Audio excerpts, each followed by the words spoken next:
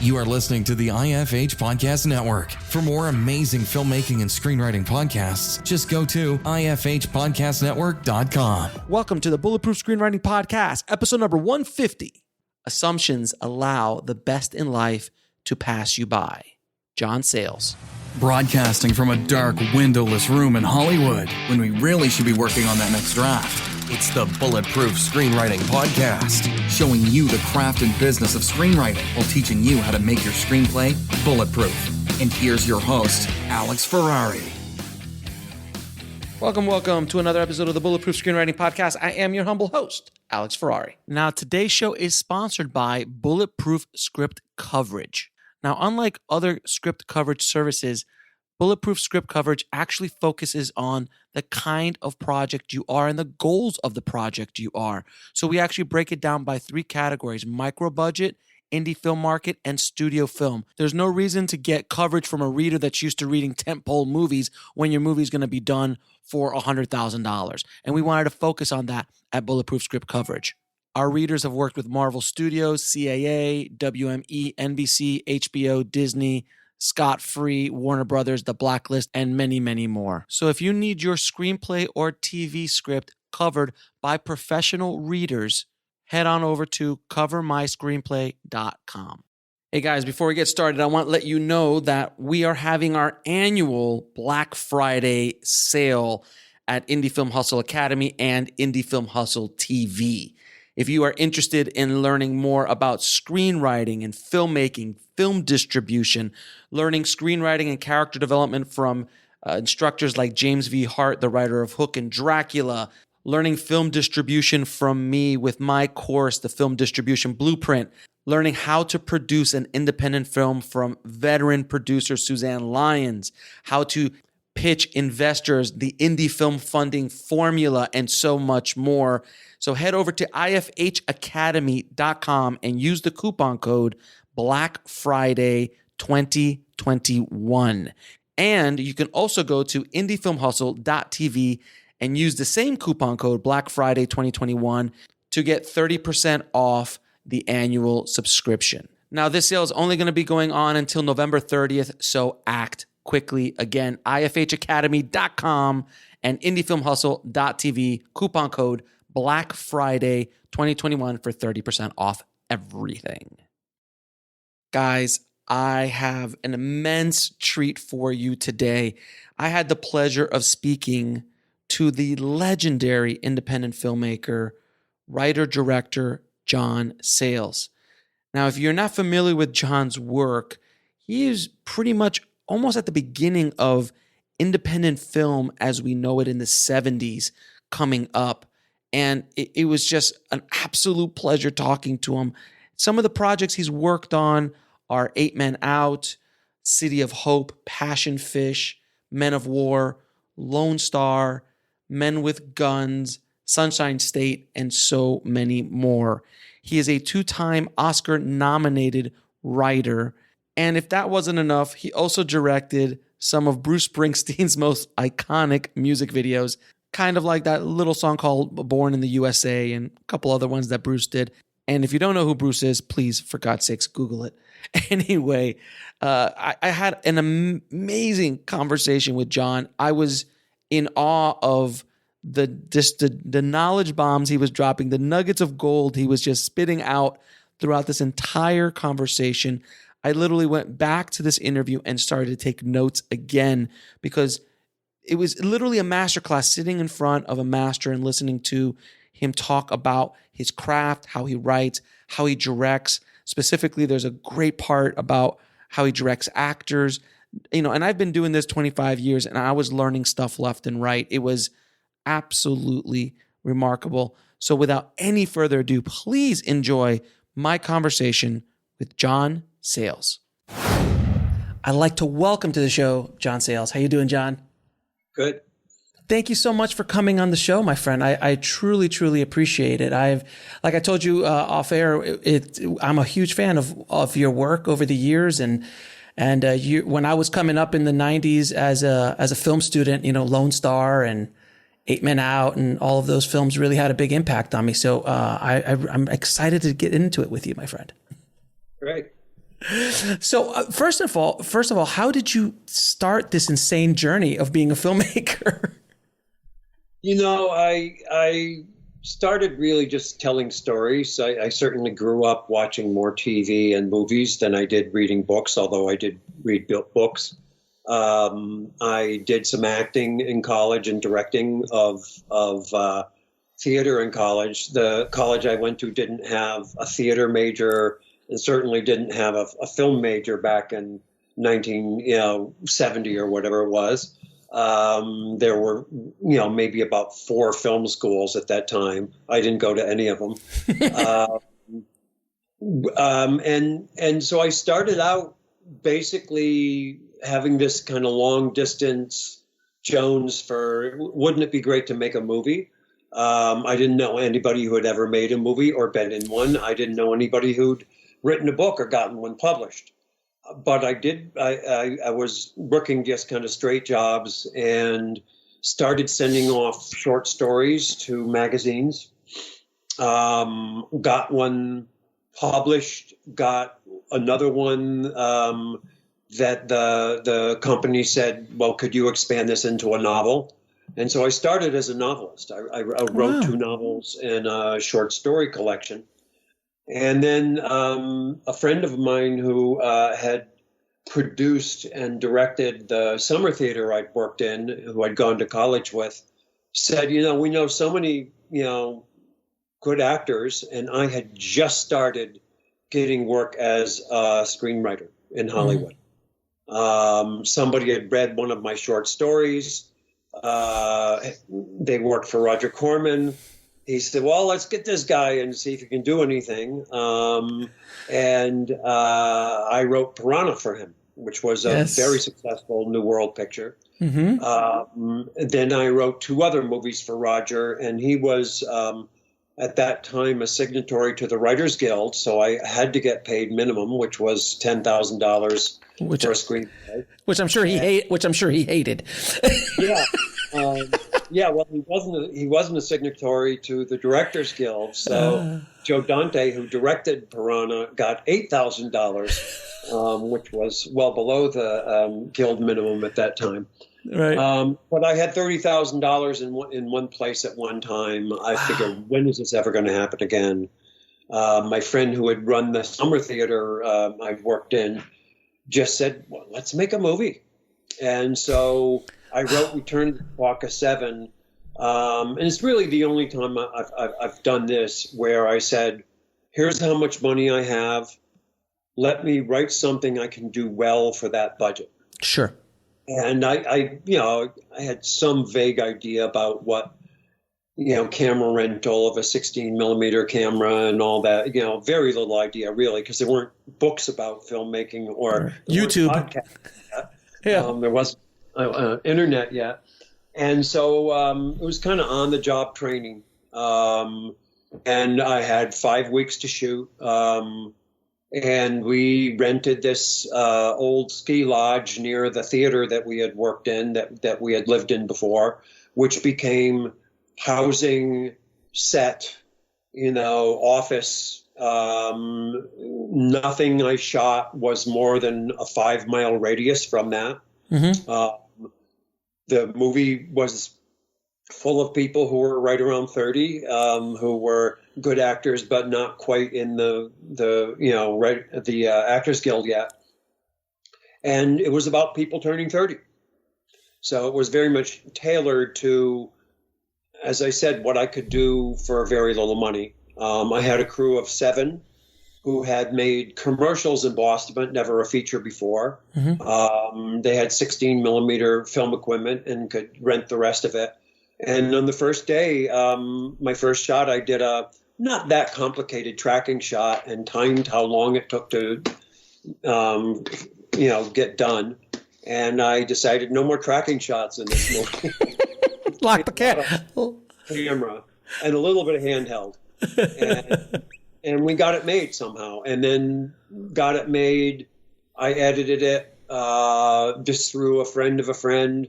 We got a recommendation to submit it to a couple film festivals. Won the film Filmex Festival, which used to be in Los Angeles, good festival, and then the New Directors Festival in New York, and we got into both of those. And this is 1978. There's about 5, maybe 6 independent distributors who they'd watch anything with sprocket holes. Right. Like the head of the company would watch anything with sprocket holes because there was so little competition. And so we had about 3 companies bidding for it. We went with a guy who owned theaters in Seattle, Randy Finley. He had a company, and then he realized he really didn't know anything about east of the Mississippi. So he went partners with another of the bidders on the film, Ben Barinholtz, who had a company in New York. And Ben kind of invented the midnight movie and, had a long track record. And together they got the movie a pretty good distribution. That's awesome. We never made that many prints. We probably had 10 prints in all. And we would play an area, a region, and then move those prints to another region and move those prints to another region. Didn't do TV advertising. We did a lot of radio advertising, Right. and word of mouth. And in those days, off Hollywood theater, if they were doing well with a movie, they'd just keep it on the screen. Yeah, because there's no competition. There was nothing. There was no content. They needed content. Yeah. But you would get in a situation like in Chicago, the art theater in those days was the Biograph, which is where John Dillinger was shot.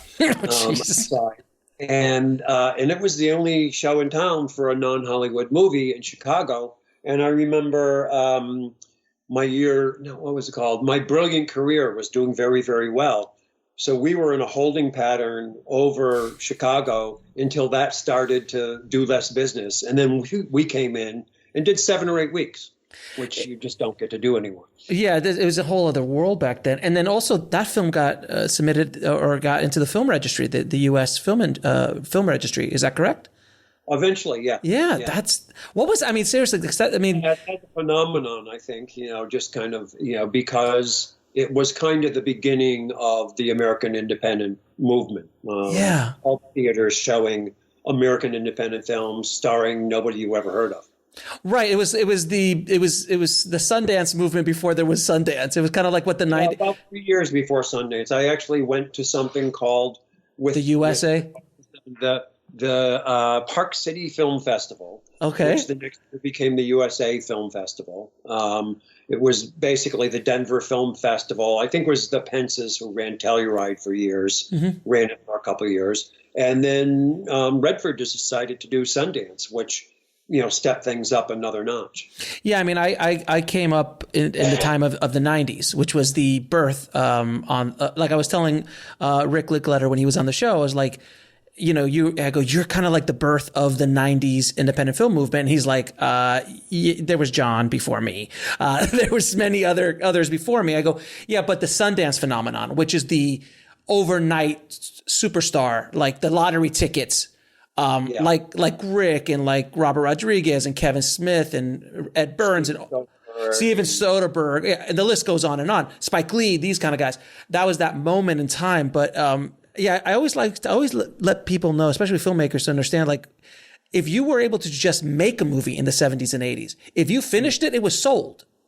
Like it doesn't matter if it was good or bad.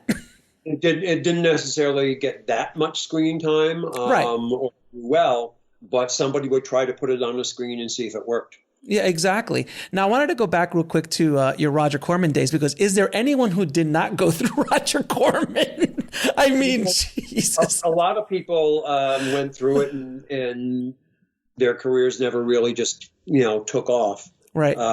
Roger always said, I'm suspicious of anybody who works for me more than twice. If they're any good, they've probably moved on. But an awful lot of people did, before me, Francis Coppola and Peter Bogdanovich and Jonathan Demme and Jonathan Kaplan and a whole slew of people. Oh, God. The list goes on. The list goes on and on. And now, what was it? So out of all the time that you were working with we were working with Roger, you did Piranha, which, it's a classic. And then did you write also Alligator? I did Alligator, which was not for Roger, but with Louis Teague, who I had done Lady in Red at Roger's company with. And then I did The Howling with Joe Dante, but that was not at New World. I did Battle Beyond the Stars. Yes, that's the one. Which is, James Cameron ended up being made head of the production design. Yeah. And he met Horner, who did the soundtrack for it. So it was the great thing about working there is that Roger, if he paid you for a screenplay, he wasn't going to waste that. He was going to make that movie. So for somebody to write 3 screenplays and see them on a screen within a year, it's very rare in Hollywood. It's insane. It is insane to actually be able to do that. And then for the directors as well, he basically said, here's the deal. Here's your budget. Here's your script.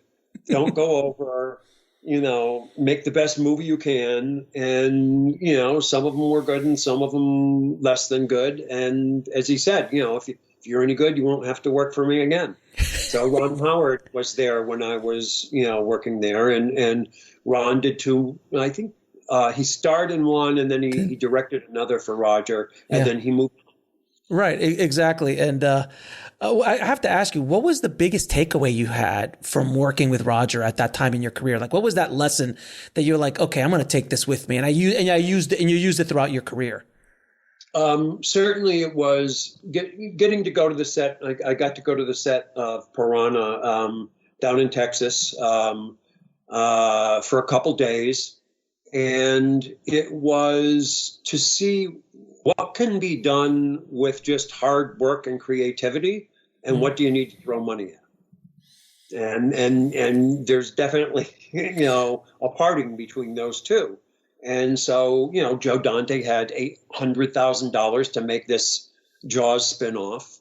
And he did what he could, and some things cost money and some he just fudged it and found a way around the expense and still did a good job.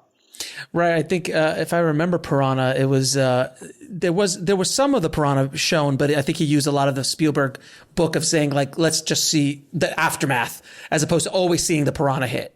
Joe had started in the editing room, cutting trailers and then cutting features for Roger. There's a lot of fast cutting with Piranha. Yes, sir. It's about this many frames if you remember cutting on film. Yeah. And then they don't look good anymore, but with really good sound effects and good music by Pino Donaggio, Joe made it work. Yeah, no question. Now, you've also edited many, I think, not all. Have you edited all? I worked with editors on about 3 of my 18 films. Right, exactly. So, and you edited a lot of them yourselves. Do you find that filmmakers or directors specifically, what is the value you think being an editor brings to being a director? Because I've also been a cutter. I started off as a cutter, and it makes my life a lot easier on set because I'm already editing it while I'm shooting. Do you find that as well? Yeah, I mean, absolutely. Certainly if you're working on a tight budget and you're doing a little bit of coverage, I've got what I need. We're moving on.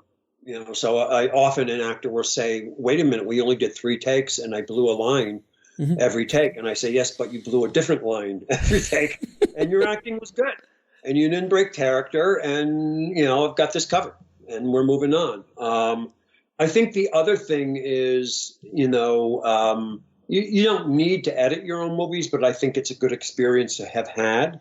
You learn, it would have been nice to have a close-up of this. Or cut away. Have them look left once, just in case, So you learn more about coverage when you're editing, especially when you're editing something. I'm always cursing the director when I'm in the editing room and saying, what an idiot. He didn't get the cutaway for the dog or whatever.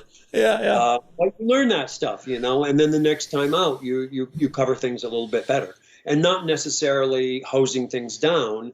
It's something very specific will maybe get me out of a problem in the editing room later, and I'm going to get that specific thing right now. I think you can never have too many cutaways. Never have too many cutaways.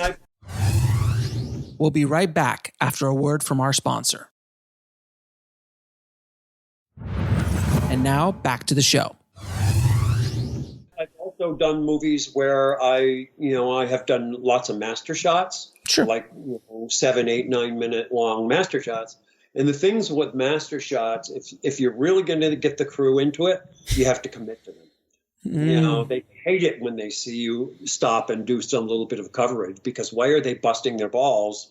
Lighting and the movement. Yeah. Yeah, and all that stuff. And so, when I do those, I really commit to them. Sure. And, build them up and rehearse them and everything. And then the great thing about that in your editing period is you come to that scene and you cut the slates off and you just cut 8 minutes and go to the beach. That is when you're able to pull off one of those long takes, you're just like, oh, great. That was an easy cut. It was 8 minutes of the movie I don't have to worry about now.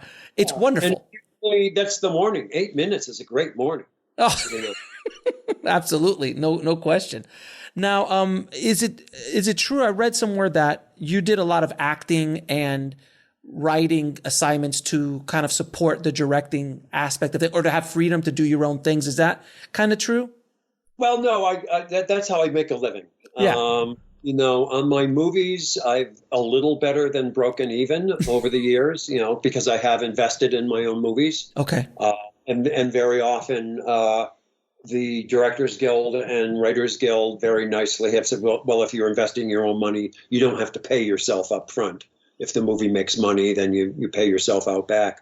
Mm-hmm. And sometimes I do, and sometimes I don't get to that point. Mm-hmm. I don't get paid. I act for scale, so my acting is not going to finance anything. Mm-hmm. But I make a living as a screenwriter for hire, and that's usually the money that I have if I have to invest in my own project, right, or be one of the investors in my own project. Just stuff that I've built over the years, as a screenwriter for hire.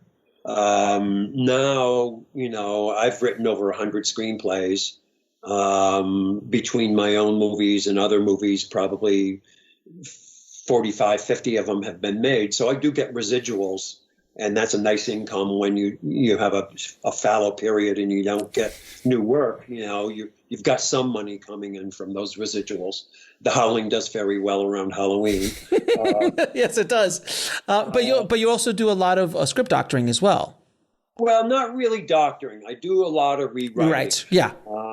I've occasionally done doctoring. I think twice in my life I've done something where they said, "Can you just punch up this character?" Right. Or can you run this through one time and that's going to be it? Generally, though, I'm given a script. They say, this isn't working. Maybe they have an idea of what direction to go to. And then they just say, well, take it from there. So something like The Howling, I had it. They gave me a script and they said, keep the werewolves, keep the title. Can go. And that was fine, and I didn't have much time to do it. And, that was good also, because then you don't get rewritten a million times by committees. It's always nice to jump on the bus when it's about to go over the cliff, because they're always can do anything to put the brakes on. They're happy about it. That's actually. But, yeah, I think, if you're not willing to bet on yourself, I know Mel Gibson has done it a couple times. John Cassavetes used to put a mortgage on his house, to get movies made. And, so I don't love the fact that I end up investing in my own movies, but I do it when I have to. But the game has changed so much over the years in regards to investing in your own movies and making money with your own movies. I mean, back, like you said, in the 70s, 80s, even 90s and early 2000s, there was something called DVD. There was something called foreign pre-sales. There was a bunch of that kind of stuff, where in today's world, it's so much harder for you to generate revenue from a film just because of the gluttony of content out there. I mean, you came up in a time when there was an ability to do that. I think it's much, much, much harder now. From my experience in talking to filmmakers, trying to sell today. There's not as much of an audience going to non-Hollywood films. Right. In theater, even before COVID. that was kind of hard traceable cash. I remember when Steven Soderbergh was the president of the Directors Guild, he had a study done, and it was something like 2% or less of directors' income was coming from their movies being shown on computers. Wow. And a higher and higher percentage of the people watching their movies were watching them on a computer. Sure. And so, he was just basically saying, the internet had not really been monetized for filmmakers. And now that more and more movies are made for things like Amazon and Netflix, mm-hmm. where they go into that thing, and who knows, money is not passing hands individually on that movie. How do you know? You get paid whatever they paid you to do it or to hand it over, and then you just don't know. Yeah, exactly. There was that leak a few weeks ago about that they paid for Squid Games, I think $21 million, but it's been seen by 180 million people. So if you try to monetize, can you imagine? That's a huge, but we don't get those numbers. So you're right. And I'd argue that the internet still hasn't been really, it's not really built to monetize for filmmakers now either. It's getting better, but it's not it's not the olden days. Something existed like this I'm in ASCAP, and because I occasionally write lyrics for songs in our movies. And in the early days of ASCAP, they just sampled a certain number of stations. Mm-hmm. This is before computers. And so if you just played on eclectic stations, you might get nothing, even though your thing was playing here and there. You got nothing. And Michael Jackson got everything, because he had the one hit that was playing everywhere. Now, almost every outlet that plays music is on computer, and their playlist is trackable. So people are actually doing a little bit better if they're getting any playtime at all. Mm-hmm. But it's still, the Michael Jackson equivalent is getting most of the money. Right. But you're getting something. It's just that there's so much out there that it's diluted so many times. That ideal thing where you make something, a person goes and sees it, they pay money, and the money goes directly to you. There's not that direct a chain anymore. It was never that direct. There were like 5 little things in between you and those dollars. Sure. But no, it's like it's all on the cloud. And who knows how that money's going to float back to you, the filmmaker. Yeah. Now, when you've written, like you said, over 100 scripts at this point in your career. How do you start the process? Do you start, if you're doing an original script, do you start with character? Do you start with plot? How do you start the process?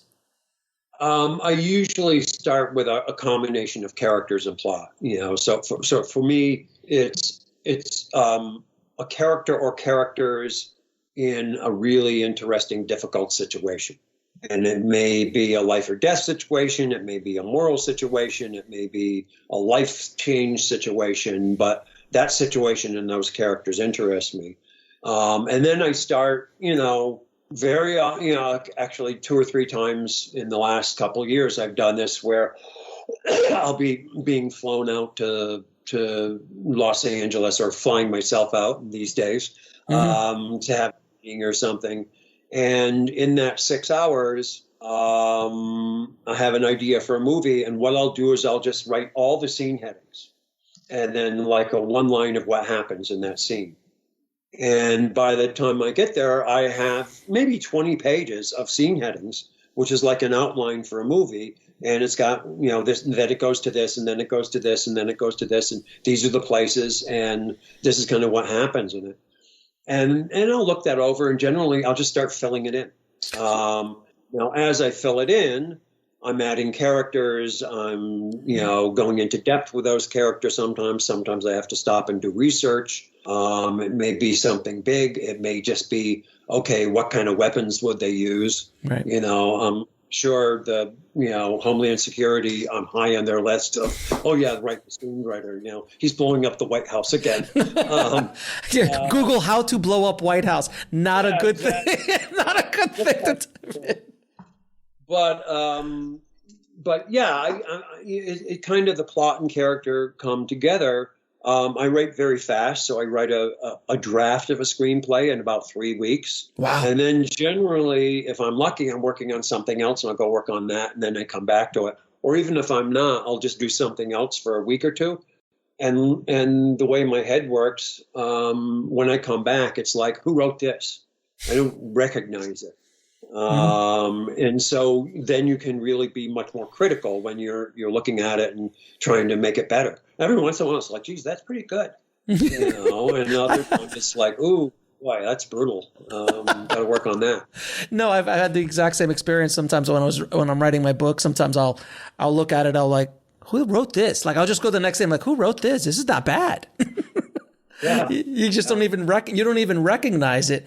I always like to ask screenwriters and high performance individuals, where do you believe, when you're writing, do you like tap into that? Are you in a flow, like the flow state? Are you tapping into something when you're writing, when you're sitting down, right? Like the muse, the old idea of the muse showing up. What is that thing? And do you know how to get to it pretty easily for yourself, or is it hard?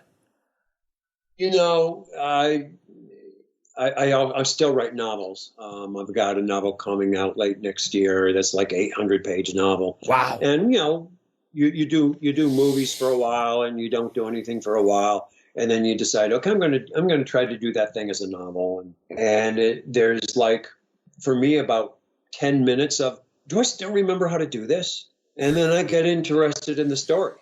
And then, this could happen. And this could happen. And this connects with something else.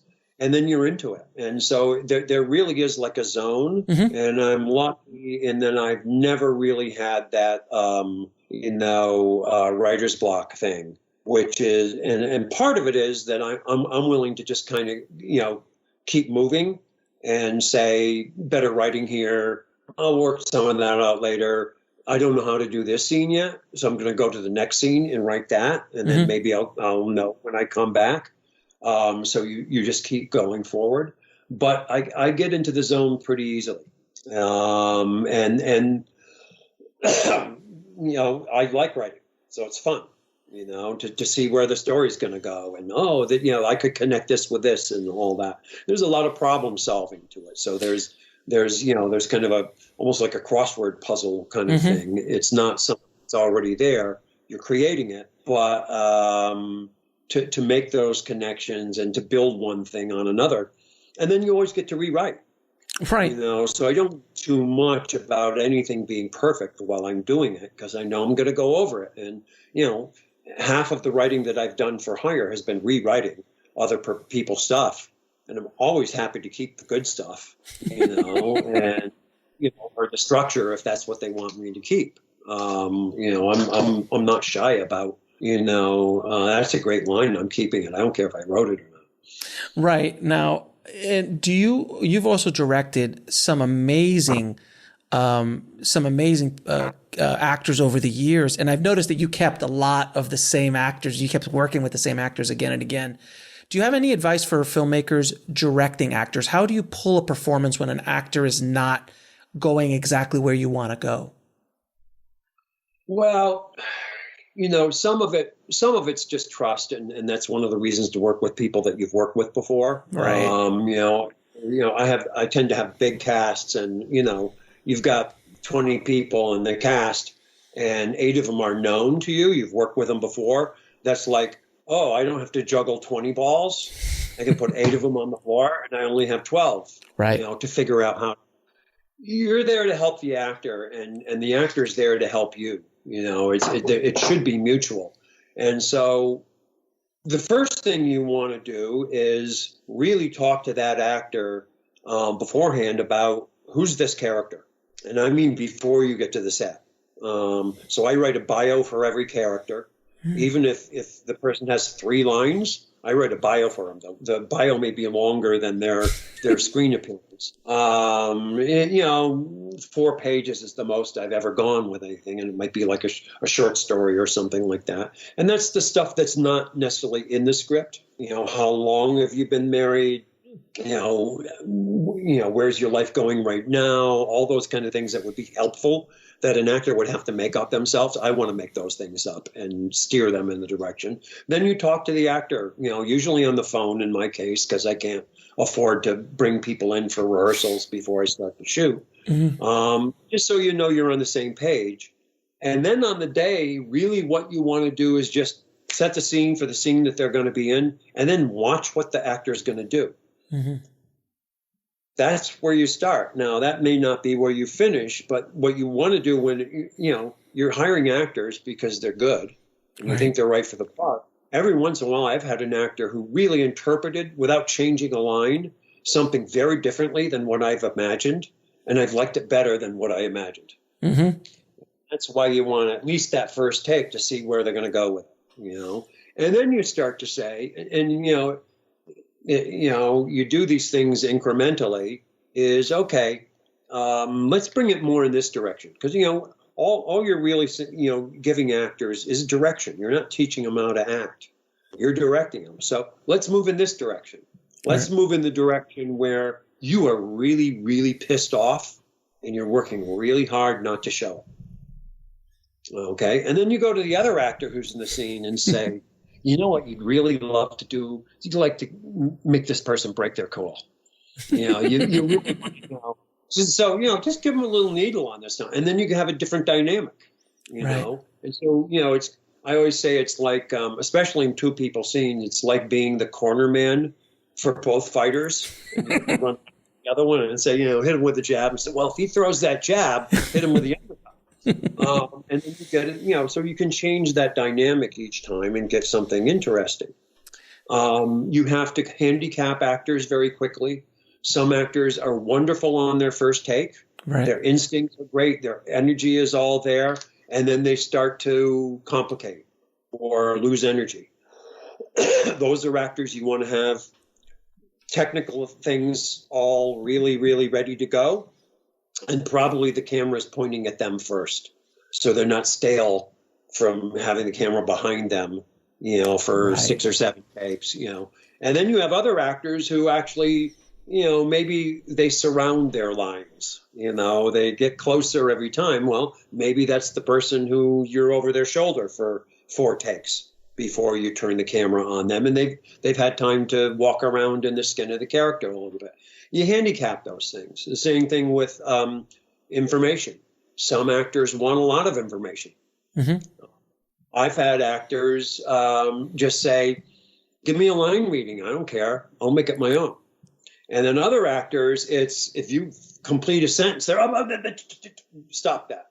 And so what you really want to do is think of like 3 words that's going to get them in the direction that you want to get them, and they'll take it from there, because anything else kind of gets in the way of their process. So you figure those things, you can ask an actor before you start, how do you like to work? And they will tell you. That's not always actually how they like to work. That's how they think you want them to work. Yeah, but how they like to think about themselves as working. But when you find out what's really going to be helpful for them, an actor's having a hard time with lines. A lot of what you have to do is depressurize that. If it's an older actor, you say, do you like to work with cue cards? No big deal. Well, just write them up. Usually they'll say no, and sometimes they'll say yes. You wish they had said yes earlier if they're at that point in their career. But what you have to do is defuse that, because when people get tense, they get even worse at their lines. Right. And so you just say, we'll do this one line at a time if we have to. Just keep your focus and stay in character. And don't always say cut. Just, now, especially that we're not shooting on film, mm-hmm. and we don't roll out after 10 minutes, you can just keep rolling and keep the thing very, very kind of loose and easy. And so much of my direction then is not, you blew a line. Mm-hmm. Obviously, the actor knows they blew the line. It's, you'll get the line. Really, this time concentrate on this feeling or this undertone or this physical movement or whatever. And so that the criticism and the direction is not underlining the fact that they're blowing their lines. It's about the acting. It's about the character to keep them in character. We'll be right back after a word from our sponsor. And now back to the show. It's it's a lot of work, yes, and it's work because you really want to. You're there to help the actors, and if you've got people you've worked with before and they're good at it, sometimes they can really help you with that other actor. I've taken actors aside and said, okay, I need a little bit more out of this guy. Exaggerate your performance. I promise you, we are behind you. You can overact to beat the band on this one, and the camera's not going to see it.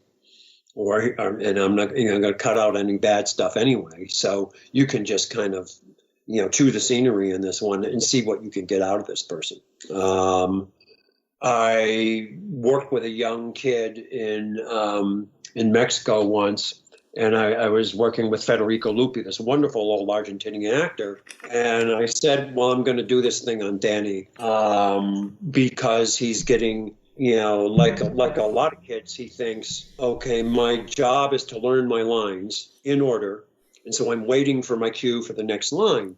And I want him to learn the line. So he's a character. And when he's asked a question, he answers that question.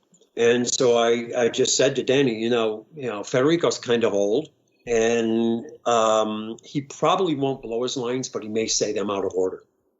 So you're going to really have to be on your toes and really know, listen to what he's saying, because he may throw you a curve, and you're going to have to, but answer what he, don't do your things in order. And then every once in a while, I had to have Federico mess one up, and the kid was so on his toes that he was really acting instead of saying, he wasn't in his head. My turn, his turn, my turn, his turn, my turn.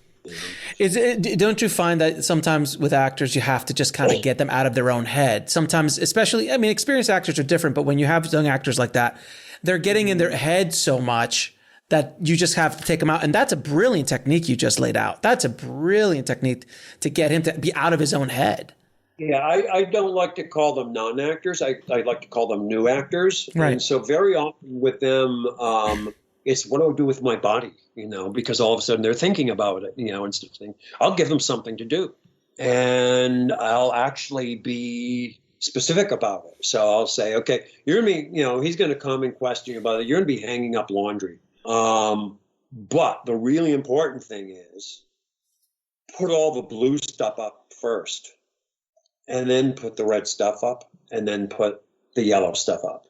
And then I'll have the props people mix them all up. So while they're like doing the laundry, they can't just be, mind dead, grabbing something and putting it up. They've got to look for the blue. They've got to really do something. They probably will not blow their lines, but they're going to have that little lack of, like a person whose attention is divided. Like, I'm doing my laundry here. This guy just showed up and he's asking me questions. I got a job here, buddy. And it takes them out of them worrying about what do I do with my hands, and how much time do I take before I answer him and anything like that, and how much eye contact and everything like that. They got a job to do.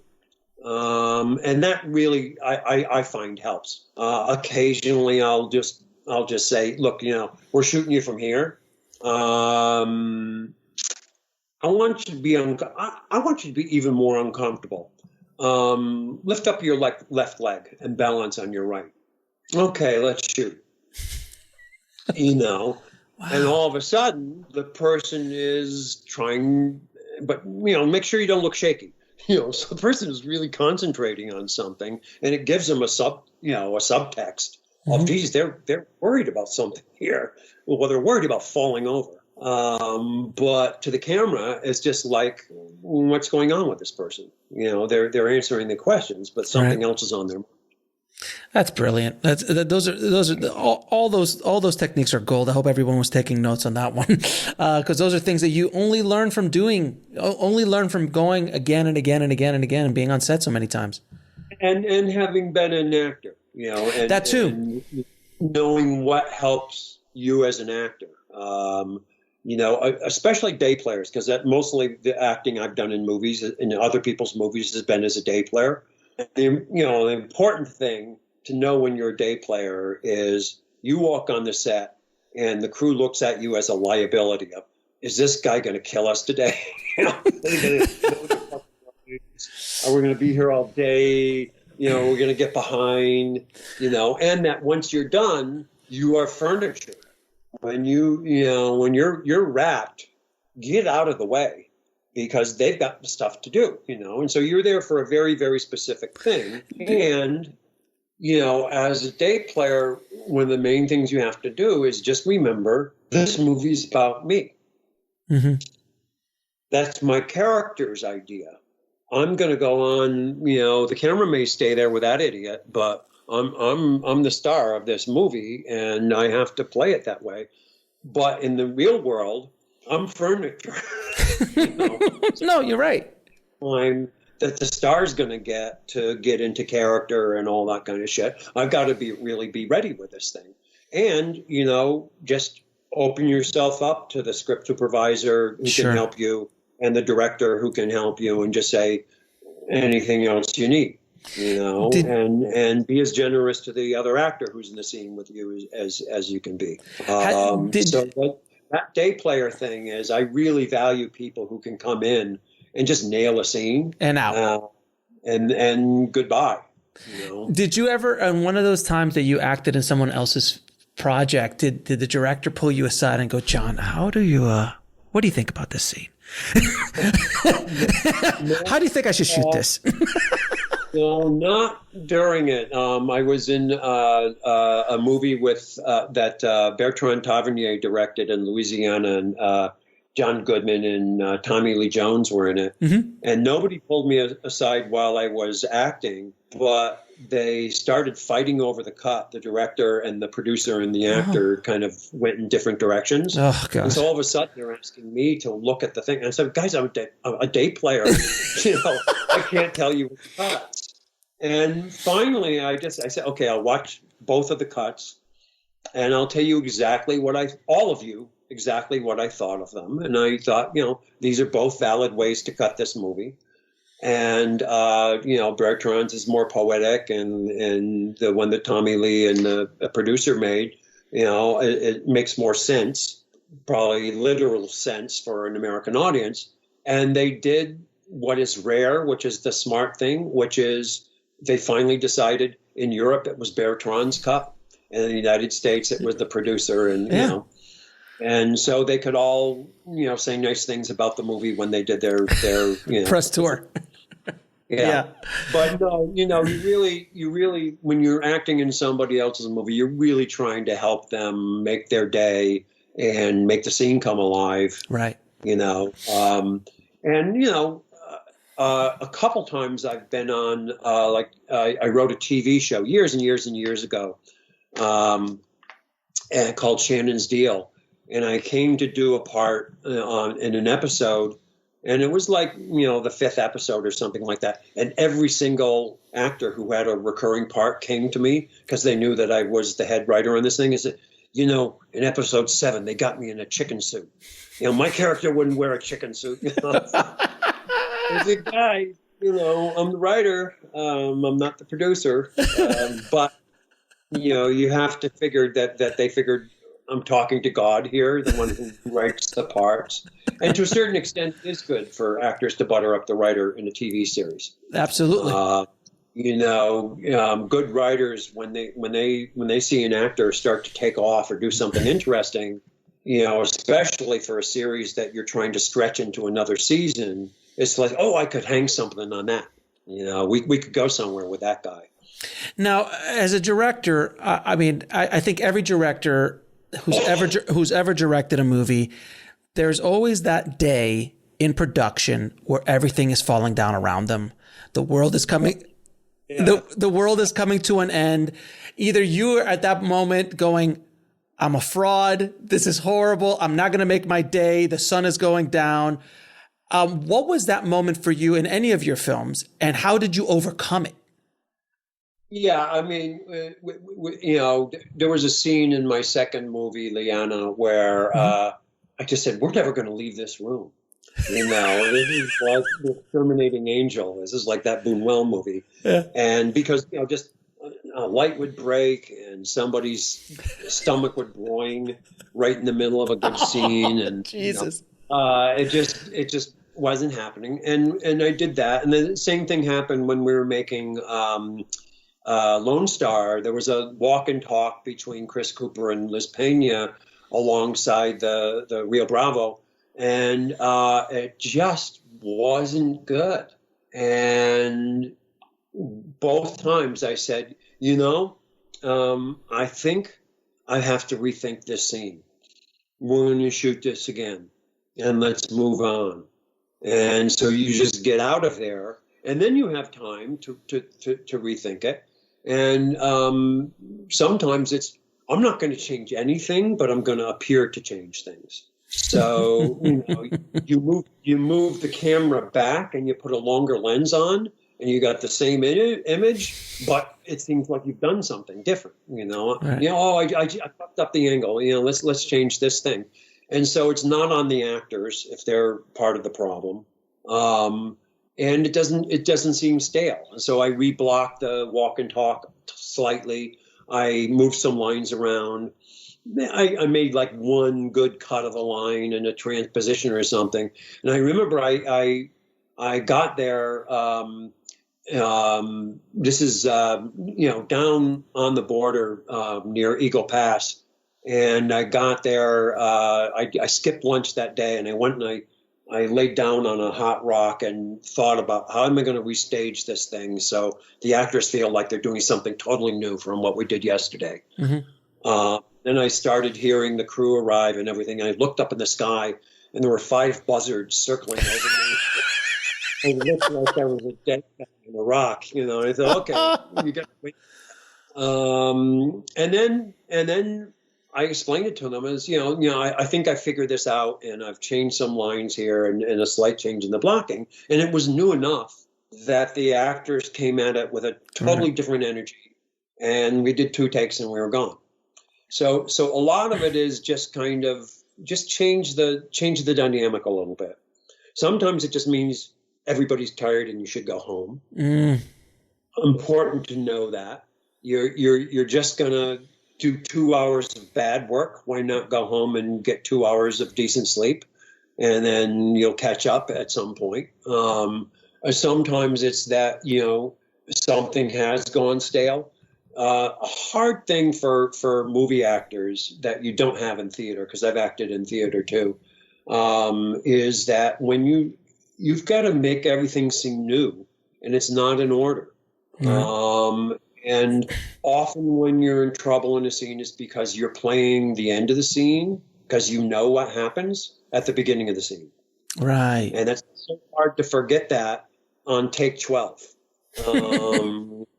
Especially if it's kind of a long scene. Well, whereas if you change the dynamic or come back another day, you have more energy for it, And if it's different, it's different. It's not the same scene. It doesn't have to be that much different. It's not the same scene. And all of a sudden, you find another way to do it, and it comes alive a little bit. Did you ever use that old editor's trick where if you have a producer that you have to appease, or a studio that you have to appease, that you throw in a red herring in the cut to have them have something that's so obviously not supposed to be there, where they can go, you need to change that in scene 6. And you're like, oh, thank you for seeing that. But you knew that was going to go out anyway. Yeah, I really only have had that battle once when I was making Baby It's You with Paramount. And They just decided they wanted a high school comedy halfway through the shooting of the movie. Jesus.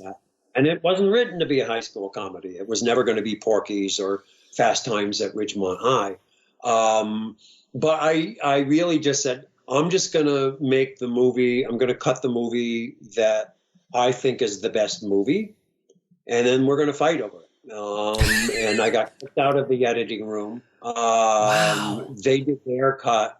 They test marketed it. Their test marketed 1 point worse than my cut. So they very grudgingly gave me back the movie to cut. And, there were a couple things they'd done, just kind of physical cuts that I liked. And I kept those. And I threw everything else and went back to what I had before. But I didn't want to test them with that kind of stuff. There wasn't a censorship problem, which I think you can get right. with sex and violence. You can get into Sure. censorship problem. And then sometimes it does make sense to just let's just hit them with everything. And so in such shock and awe that if we cut right. 6 things out and leave the 4 that we really want, they'll be happy and think that they've won the battle.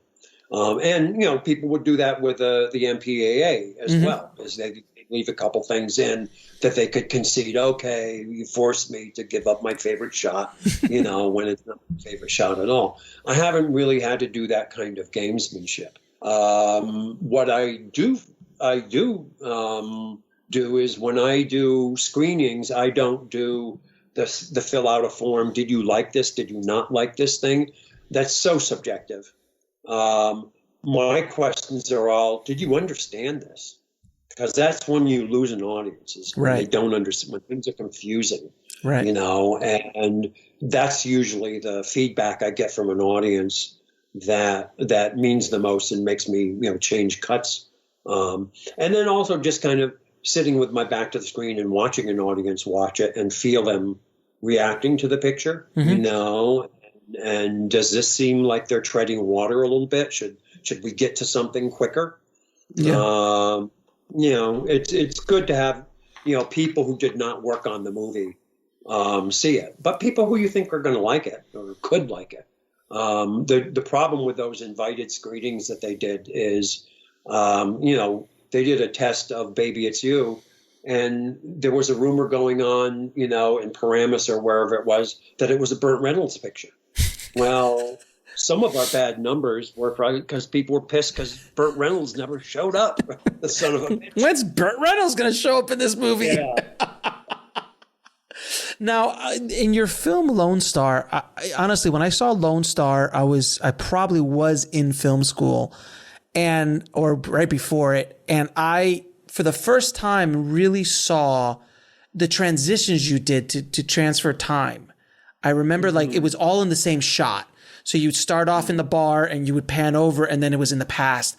And it was done so masterfully. Where did you get the inspiration for those shots? Because I've seen Coppola do it in, not with time as much, but I thought on Dracula and in Tucker and things like that. But yours was the first time I really kind of noticed that mastery in that scene transition. Did you get inspired from somebody? Or did you come up with that? No, I had seen, tricky master shots before and stuff like that. I think there might have been a couple Italian movies who might do that once in a film or whatever. Sure. But I actually like those kind of transitions. I remember I wrote the screenplay for Clan of the Cave Bear. Yeah, Daryl Hannah. And originally it was going to be a TV movie.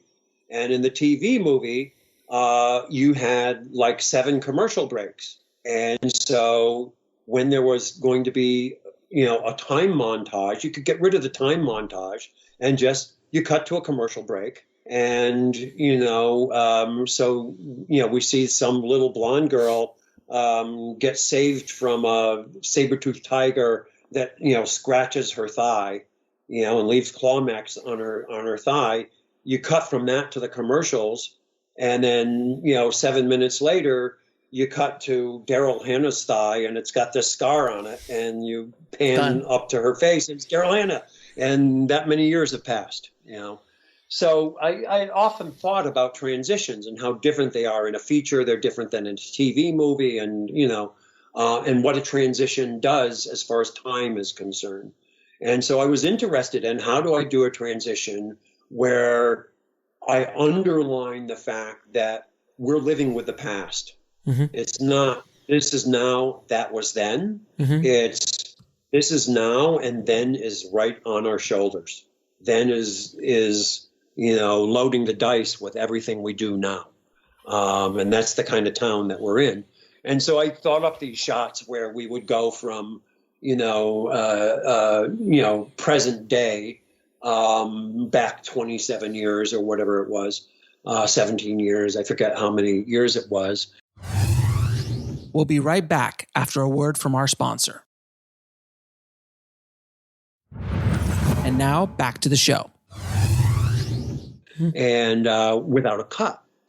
And then you sit with your production designer and your lighting guy and your grip department, and you figure this shit out, and it's really fun for them to do. Oh, yeah.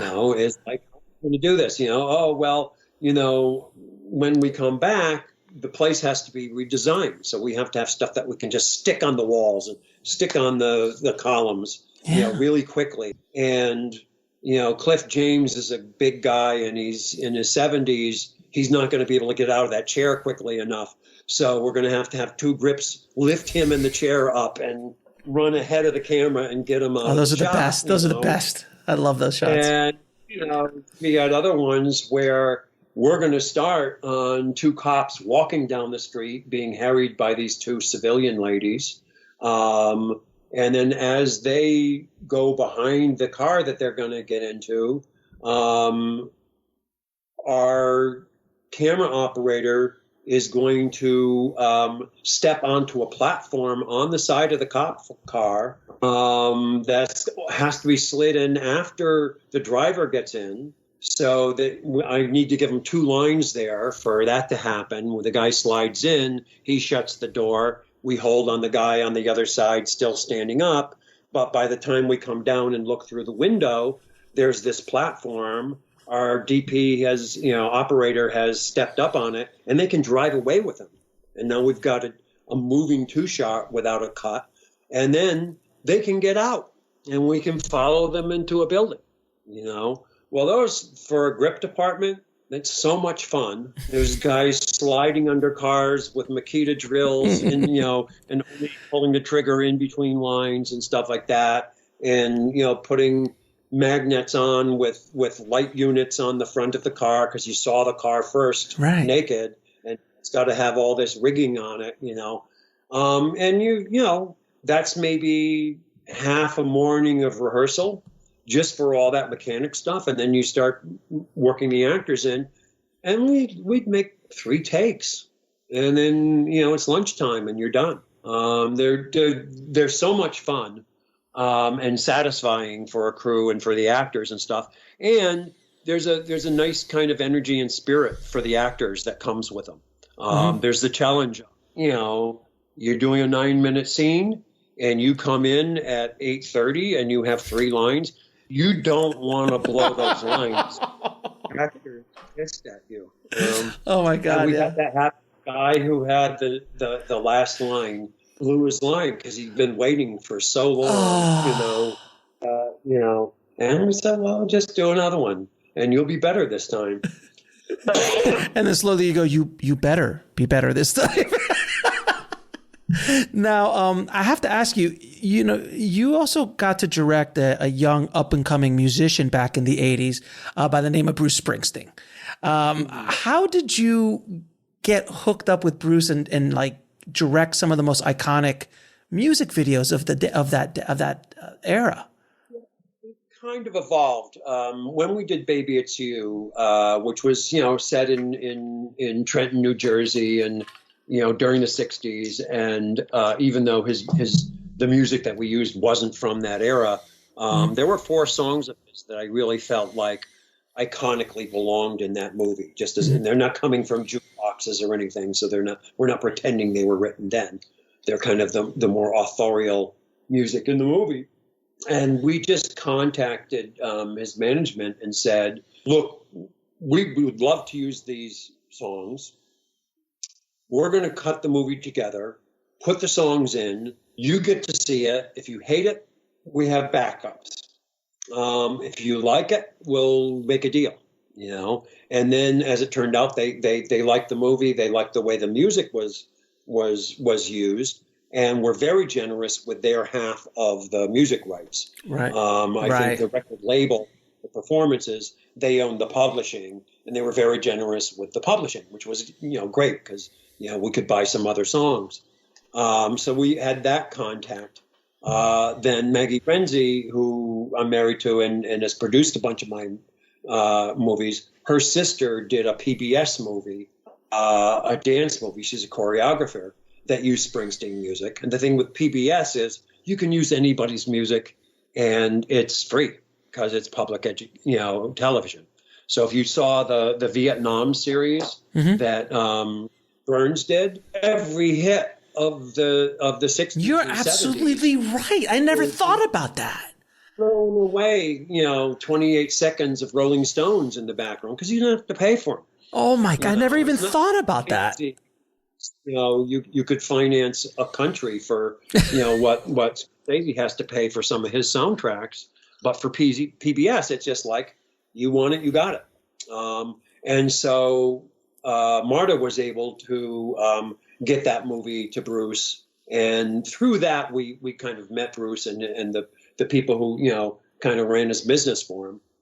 And I think it was right after the Dancing in the Dark video, he wanted to do Born in the USA kind of gritty, and they called us up and said, "Hey, I do gritty." And he had, so I did the 3 videos for Bruce, and they were, basically his ideas. And I certainly they weren't big budgets, but it was certainly more money than I'd ever had to make 2.5 minutes of film. Sure. Plus I got to cut Springsteen music, at the end of the day. So they were really fun to do. A little difficult in the case of Glory Days in that he had just gotten married and was more famous than anybody on the planet for, about 3 months. And so I remember we were driving out to where we're going to do the intro on a baseball field. And there's a rock and roll station helicopter following us, reporting where our, what's going, just in case we need more people hanging out and screwing up our shot. Oh, Jesus. But they were fun. And the E Street Band was fun. For the first one, we got to film 4 concerts. So we got to see 4 Bruce Springsteen live concerts. At least 4 same clothes every night, so that there was some continuity in it. But that was kind of when, rock videos, I think there was an important role that they did for upcoming directors. Mm-hmm. So many upcoming directors cut their teeth on those with a real budget, with cranes and fog and all this shit that you usually can't afford. Techno cranes and stuff like that, yeah. Yeah, creative things with them. So that was a nice era, I think, for upcoming filmmakers. Especially the 90s when like the Finchers and Michael Bay and Fuqua and Spike Jonze and you look at some of those old Fincher, like Aerosmith, like Janie's Got a Gun. It's a masterwork. I mean, he had all the money in the world. It was insane. Yeah, and many of them are kind of like very small movies with all the kind of dialogue cut out, and they had to look good, and it was very competitive, those kind of things. And the record companies still kind of existed and still had money to spend on those things. Oh God, so much money in the 90s. Then it disappeared fairly quickly. Yeah, I remember working in Miami when I was coming up as an editor and working like $200,000-$300,000 budget music videos on like B and C level acts. Not like A levels would be getting $500,000, million and a half. It's insane. It was a different time. Which are feature films in my world. Absolutely. Absolutely. No, $500,000, I'll make a feature. Absolutely. No question. Now, is there any advice you wish you would have heard at the beginning of your career?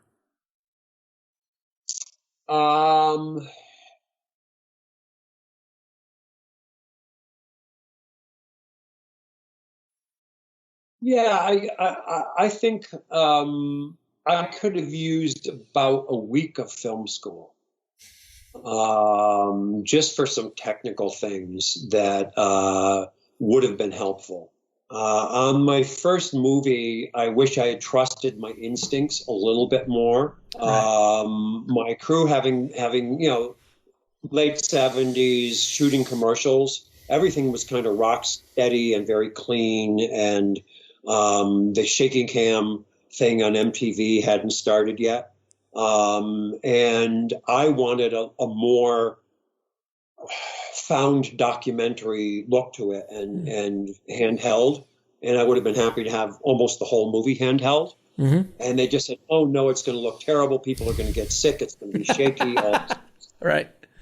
And just to have some movement in the movie, there are two sequences in Seacaucus 7. One where these guys are playing basketball and they work a thing out, and another where the whole bunch of them are playing volleyball, and then a third one where they're playing charades. And I got the operator to handhold, and it turned out he was a great handheld operator. He had worked for, I forget the guy's name, who made all the skiing films, Warren Miller. Oh, wow. And my operator used to ski down a hill and duck his head between his legs and shoot upside down and backwards as people skied down a hill behind him. Wow. And he used to shoot the Dartmouth football games handheld, So he was a great handheld operator. He just didn't think it belonged in a feature movie because that's the commercial feature world that he was thinking of, Sure. So I think some is, look, trust your instincts and then live with them. So if your instincts are wrong, then you go in the editing room and you try to fix things. But and then I think it would also just be don't say cut so quickly. Oh God, yeah, that's one of the best pieces of advice I heard. I forgot who it was. It's like when you're first one, because we were running out of 16 millimeter. We were up in New Hampshire. We didn't want to buy stock because you couldn't really give it back or anything like that. So it came on the Trailways bus twice a week, and we just kind of parceled it out. And so I was always really cut right on the thing because if I've got 2 minutes left on that 10-minute reel, I got a minute and 52-second scene that I can get in there, a take that I can get in there, and I didn't want to blow that and have short ends. But so often I cut a little too close, or there was a nice reaction from an actor, and it's the great thing about digital now, which is you let it go. I saw, I think it was Tom Hanks and Matt, what's his name, on a show, who had done a Clint Eastwood movie. And they said, so because Clint Eastwood is, notoriously low key on a set. And, instead of action, it's kind of, okay, let's get into this, guys. And they were saying that they had to get used to Eastwood saying when he was done with something, okay, that's enough of that. Which is better than cut too quickly, But there is a nice thing, which is that sometimes what you get at the very end, it may not even be for that scene. But yes. There's a reaction. It could be a face because they hated their take, but that face can work. Yeah. And I heard that same advice somewhere. Someone said, when you're about to yell cut, wait 5 seconds. Just hold it for 5 more seconds, even when you want to cut, because you just never know. And I've been in the editing room so many times. I've grabbed a look, a movement, something from exactly what you just said, an actor hating their take or something, going like, ugh. And it's perfect for another scene. I also learned early, doing conversations, especially, to just say, okay, keep going, stay in character. Okay, look left at the guy. Now look right at something. Done. And every once in a while, you need that right look, or that left look, and you don't have to flip something and have the logo they have to digitally remove. Yeah. Now I'm going to ask you a few questions to ask all my guests. What advice would you give a filmmaker trying to break into the business today? I would say, you're a filmmaker, make a film. And importantly, do something that you think you can do well.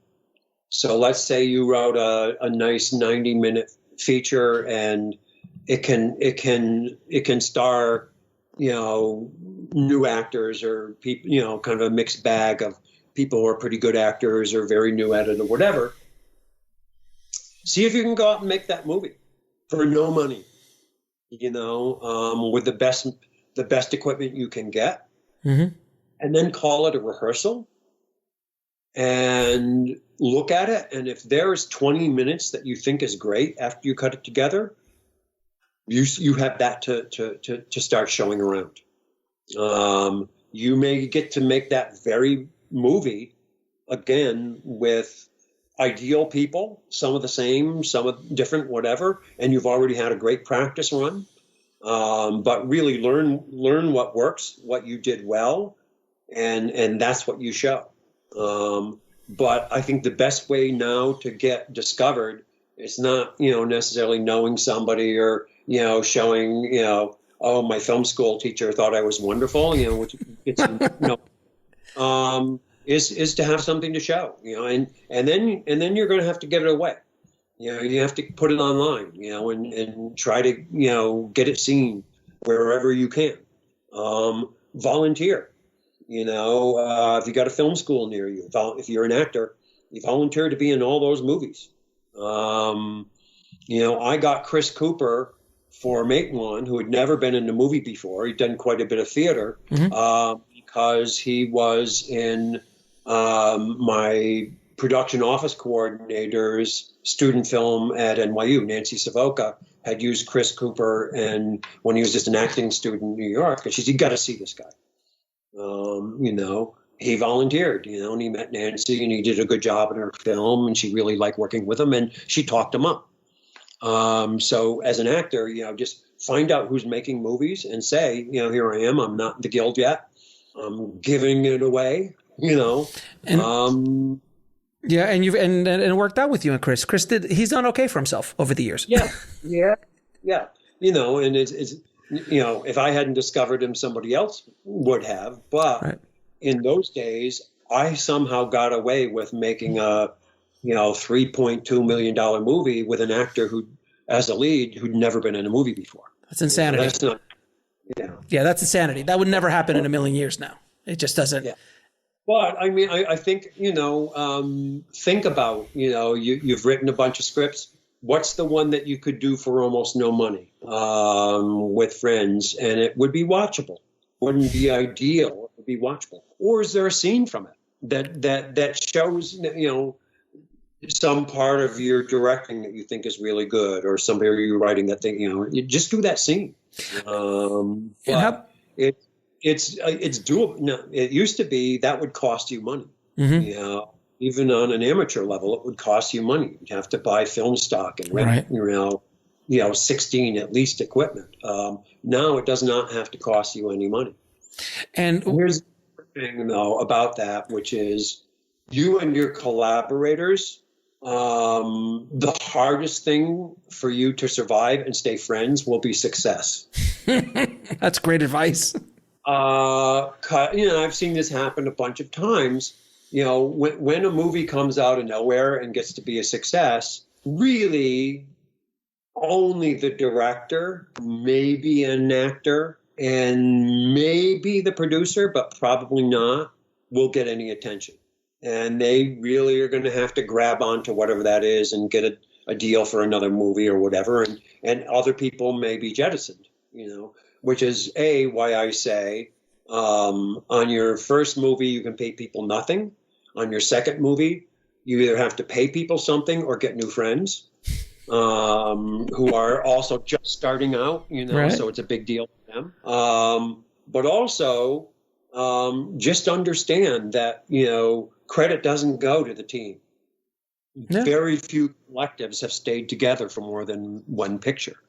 So really think of, and be honest with each other of what you're getting out of this is the experience. I know people who had a big success at Sundance, and one of the great things they were able to do is they said, We are renting a condo.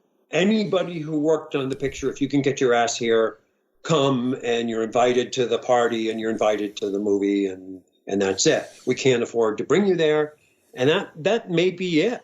That may be a reward, is the fun of that party and having worked on something that's good. And how about for screenwriters? I mean, because you've just written so much. Well, how about screenwriters trying to come in and break in today? Yeah, if you're only a screenwriter and you went to film school, try to buddy up to some of the people we think were really interesting directors.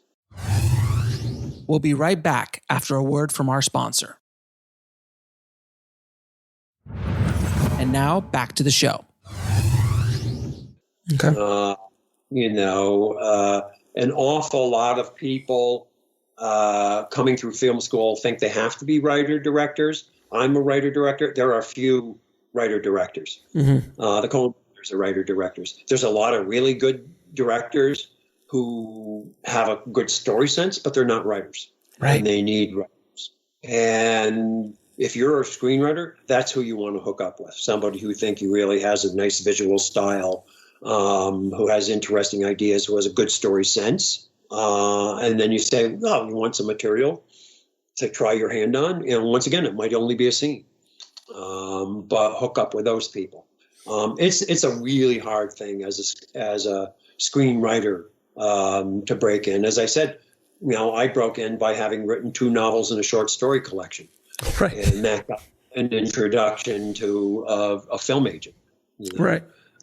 Somebody read one of my short stories. And then, and when I wrote a screenplay, I had only read one screenplay. Somebody gave me a copy of William Goldman's screenplay for The Stepford Wives. Mm-hmm. So I knew the format, because there weren't film writing books then. So right. I at least knew the format.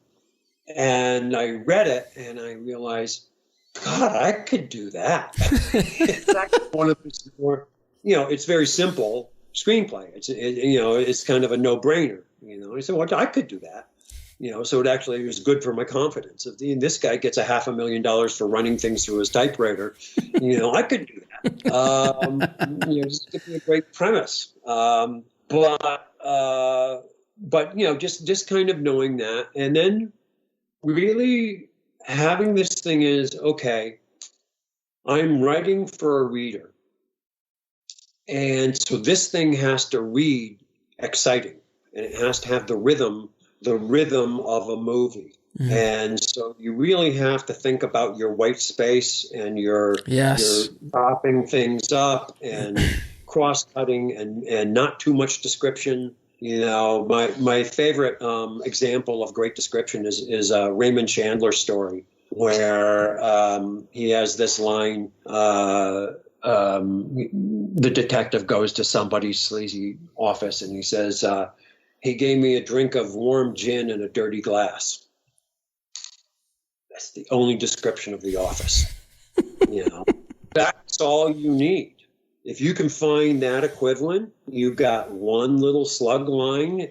Don't be saying, and then we see this and we see that. That's for the production design. You can get it down to those 1 or 2 lines, and maybe it's funny or whatever, and keep the rhythm of the thing going so that it reads like a house on fire, if that's the rhythm of the screenplay. But this is the movie right now. And then later on, the director's going to say, well, I need to know more about this, this, this, and this, and this. That's after you've got the green light. You can put all that stuff in. But the first thing you're writing is a selling document, and that's just got to just be exciting to read and have a page-turning quality. What is the lesson that took you the longest to learn, whether in the film industry or in life?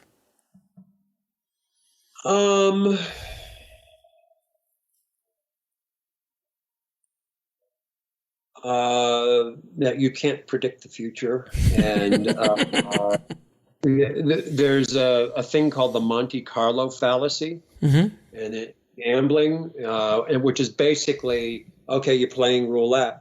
Just because the ball went on the black 10 times in a row doesn't mean that it's more likely to go on the white the next spin. someone, it's still a little less than 50-50 because there's the one green space. So when you're not getting any work, that doesn't mean you'll never get any work again. And when you are getting work, that doesn't mean you're always going to get work. That there is so much luck involved in it, no matter what your talents. There's, I know actors who have had terrible time because they did good work in 3 movies in a row, and those movies didn't get released. Right. It's like they died. Or does that actor have like a substance abuse problem? What happened to that actor? Well, they disappeared because the movies didn't get released, not because the actor did bad work, and that was over a 1.5, 2-year period, and it's just like they disappeared. Well, they're off the list. That can happen with writers as well. So you really have to just keep slugging away at it and not let it get you down. You have, in terms of life, you have to be realistic. And if I've been lucky and I've gotten to the point where I've made a living as a writer for a long time now, pretty much interrupted by maybe a year or 2 of no work, but enough money coming in that I didn't have to take a different kind of job. If you're younger, if you have kids, you may have to take another kind of job. Right. And then you have to really make that decision of what kind of job can I take where I still have the energy and willpower to go home and crank at the keyboard for a couple hours. Right. Because I really keep, doing that. When I was first sending out short stories, I found that when I worked in a sausage factory or a plastic factory, I could come home and I could work for 3 or 4 hours. No human contact, just noise, and, kind of routine, motions and physical work, but nothing mental. When I worked in hospitals and had to deal with people, I was too exhausted to work at all. Right. And they paid the same. So probably the non-human contact job was a better one to also have a career as a writer than one with a lot of human contact. Don't be a social worker. No way. Is there a lesson that you learned what is the lesson you learned from your biggest failure in life, in the film industry? I would say,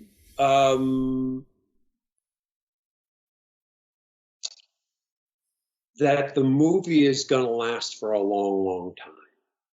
And that the compromises that you're willing to make with a movie are going to haunt you if you feel you sold your own movie out. Yep. And so it cost quite a bit career-wise, maybe, and, my hair should still be blonde. I hung in and, on Baby It's You. And I said, look, you financed this movie. It belongs to you. I'm just not going to put my name on it unless it's a cut that I believe in. And finally, it was one of those deals where they kind of threw it back at me and said, okay, cut it the way you want to. And then pretty much told people, do not do any work on this movie. We're going to let it escape. We're not going to release it. And so that was kind of a vindictive release of the movie. Which is so counterproductive. But, that happens it especially happens when new people take over a studio and they kill the cubs, But in this case, it was like they had some other successes and they just wanted to get this thing off their hands and not look bad. But the movie's still good and I still like the movie. So I don't have to kind of say, oh God, I wish I had held out, and so that was in some ways it was a failure because the communication broke down and, didn't go as well as it should have. On the other hand, the movie turned out the way that I thought it should. Good. And last question, 3 of your favorite films of all time. Yojimbo. Amazing. Of course. Just kind of the music, the everything, the rhythm, everything. camera angles. It's just really fun to watch again and again. Treasure of Sierra Madre, just a great Hollywood movie, by certainly an independent spirited director. John Huston he got himself down to Mexico and we're far from, probing, and made a really, really good movie. Yeah. And drank a lot of tequila, I'm sure. Mm-hmm. And it plays like an independent movie to me, and has a real kind of soul to it. And then Two Women, which is a Vittorio De Sica movie with Sophia Loren. Yes. Just really, really moving World War II movie. And it's the kind of my introduction to European cinema. I didn't see a movie with subtitles until I was in college. Right. I just saw, foreign movies on TV, if they played them at all. And if they weren't in English language, they were dubbed. So I saw the dubbed version first. With commercials, and it still, got me to cry, and, just the kind of depth of humanity of it, beautiful performances, and De Sica had a really, really human touch. So, those three movies, to me just got me interested. How could you actually, because most movies weren't like that, Right. And I liked and mainstream movies and everything like that. But those were ones that really jumped out at me when I saw them. And when's your next movie? When are we going to see another John Sayles movie? Boy, when I get one financed. Like most screenwriter directors, I have 3, maybe 4, just add money. We're working on a couple now. I got to work with Doug Trumbull, special effects guy, who also did Silent Running and Brainstorm. Yeah. We're working together on something that we would co-direct, a kind of big science fiction thing. Oh my God. I've got a western that we shoot in Mexico. I've got a kind of one location barroom movie with John Cusack in Chicago that, should be easy to finance. That's my COVID hotline. I should call them back. Away. So they're trying to trace me. Yes, no problem. But John, thank you again so much for being on the show, man. I hope someone listening, please finance John's next movie. But I appreciate this has been a masterclass in directing and writing, and I truly appreciate your time and your career and all the work you've done and inspiration you've given a lot of filmmakers over the years. So, John, thank you so much for being on the show, my friend. Thanks a lot, Alex. I want to thank John so much for coming on the show and dropping his knowledge bombs on the tribe today. Thank you again so much, John. If you want to get links to anything we spoke about in this episode, head over to the show notes at bulletproofscreenwriting.tv/150. And if there is somebody out there who wants to finance a movie, John Sayles needs some money. Like we said in the interview, someone finance his film so we can see another John Sayles movie, for God's sakes. It's been way, way too long. And if you haven't already, please head over to screenwritingpodcast.com, subscribe, and leave a good review for the show. It really helps us out a lot. Thank you again so much for listening, guys. As always, keep on writing, no matter what. I'll talk to you soon. Thanks for listening to the Bulletproof Screenwriting Podcast at bulletproofscreenwriting.tv.